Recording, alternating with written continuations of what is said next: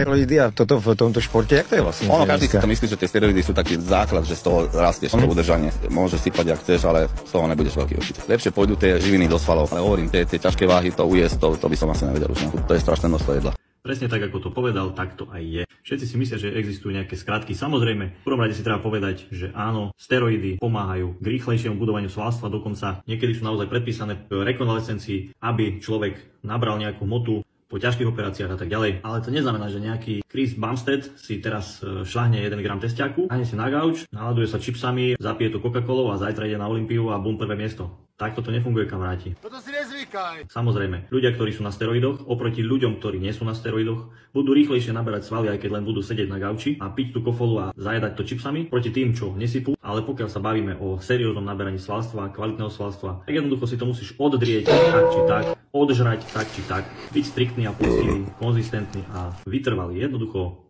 takto to funguje. Žiadne skratky k rýchlemu naberaniu nefungujú. Takže tak.